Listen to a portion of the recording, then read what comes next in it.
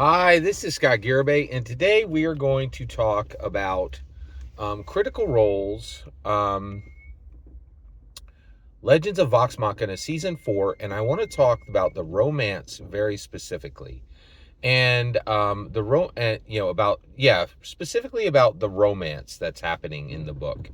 And or actually, excuse me, that's happening in Amazon Prime's #1 Dungeons and Dragons animated show.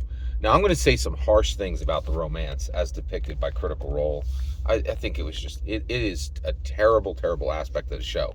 But it wouldn't be fair for me to just kind of go off, King, on Critical Role's terrible depiction of romance in season 3 of Vox Machina without acknowledging, hey, okay, so Legends of Vox Machina, the Amazon Prime animated Dungeons and Dragons television show, is officially the most successful Dungeons and Dragons animated television show of all time.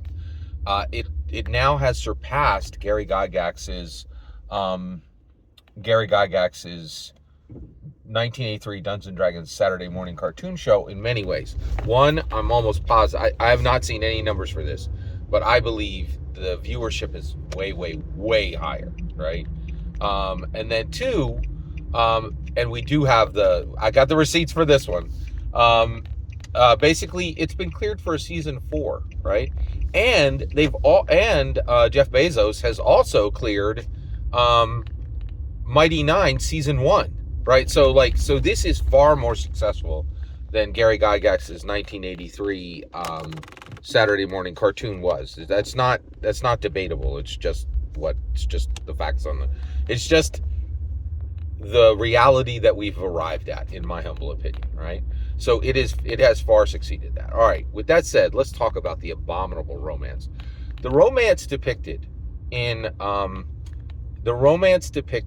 season 3 of Legends of Vox Machina, because of the absolutely abominable playing of Laura Bailey, Travis Willingham, Marisha Ray, Sam Riegel, Taliesin Jaffe, Liam O'Brien, and Ashley Johnson. I've never seen anything as bad. It is culturally irresponsible and narratively irresponsible. It is abominable. And while Matthew Mercer, and Critical Role is an inversion, you see Matthew Mercer doing the best job ever of any dungeon master, playing with the absolute worst players to ever sit down at a table, in my humble opinion. They are horrible, right? And let me present the receipts for that. Okay, look at the romances depicted in season 3 of Legends of Vox Machina. Keyleth and Vex. Oh, hey, let's have a will they, won't they? And by the way, we're both nobles. We're both super rich and nobles in our own elven conclaves. Like, everything's copied, right? Like, why isn't Vex just a regular elf? And the reason why is Keyleth's like, I'm a noble within my elven conclave, and then literally Vex and Vax are like, well, of course we're nobles too, right? So Keyleth and Vax have this horrible will they, won't they? Oh, are they going to kiss? Are they not going to kiss? Blah, blah, blah. Moonlight all over again for, however many seasons, right? And you're like, okay, this is tired and boring. And then Taliesin Jaffe and whoever plays. So then Percy and Vax are like, let's double that. Let's have a will they, won't they? Oh my gosh, what if our characters did exactly the same thing as Keyleth and Vax? That would be cool, wouldn't it? And then we'd have, 4 out of 6 of the people in the group, 4 out of 7 of the people in the group, trying to hook up but not being successful. You're like, no, that really wouldn't be great. I don't know why you're doing. And then Sam Riegel's like, oh my gosh, look at the copy energy over there. We now have 2 relationships of will they, won't they kissing, right? Or, and maybe they will, maybe they won't. Let's do it a 3rd time with Scanlan and Pike. And you're like, why are you doing this? This is terrible and horrible and useless. And so now you literally have 6 out of the 7 people in the group with the same ridiculous, stupid, just outrageously bad.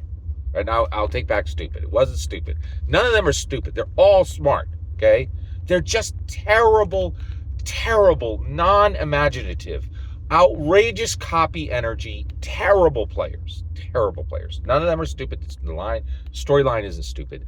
But I stand by every other word there. It's so bad. It's so bad, right? And it's narratively irresponsible.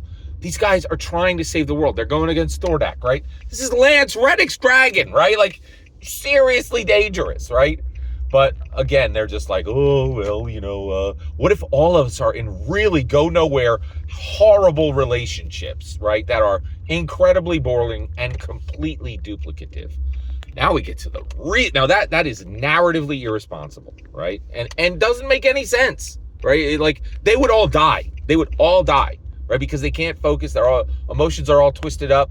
There's no equilibrium. There's no intellectual platform. There's no emotional range. There's no spiritual equilibrium for any of the characters because these horrible, useless, ridiculous, unnecessary romances, right?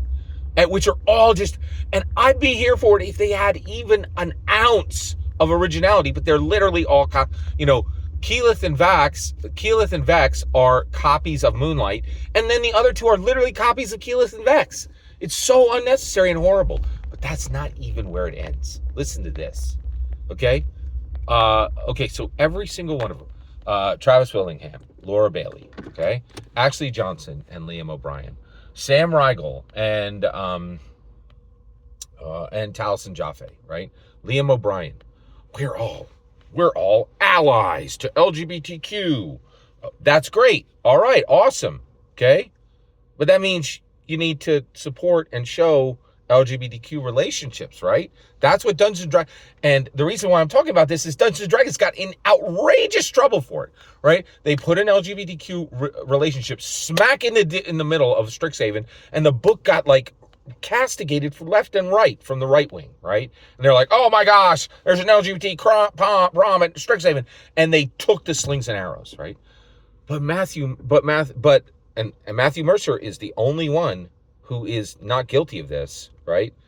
But wait, every single relationship you showed was straight hetero. All 3 of them, right? So you got 7 characters. You can go LGBTQ. Every single one of you claims to be an ally, but the allyship is performative. It's not actual. That's what it looks like to me. Please correct me if I'm wrong. That seems like the allyship is performative, not actual. Okay? That's my take. That is my humble opinion, right? And so it outs them as being not actually LGBTQ allies, just posers who are trying to get the clout from being an LGBTQ ally without the problems that Dungeons & Dragons has run headlong into because their support for LGBTQ is literally real and has been exhibited, demonstrated, is true, not performative, right? That is culturally irresponsible. The last thing is there are millions, this is not exaggeration, there are millions of critters, right? And so, and every single one of these characters has been very carefully crafted to depict the critters, right? And so Scanlan and Pike and Grog, and actually take Grog out because he's not in any romantic relationship, right? So Scanlan and Pike, Keyleth and Vax, Keyleth and Vax, and then Keyleth and Vex, and Vax and Percy, right? None of their relationships work, right? And they're all, right, huge amount of agency, highly intelligent, and every single one of them beautiful to the last, right? And so the message to the critters is, you are fabargled to the wall. You will never have a successful relationship because these characters are you, but better, and they cannot find romance.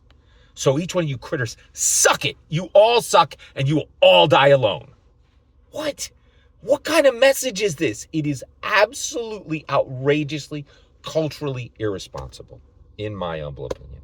Every single word you just heard is my humble opinion. The important part is when I get to hear your humble opinion when you get in the comments and send your traffic. Please consider liking, subscribing, and have a fetch millennium.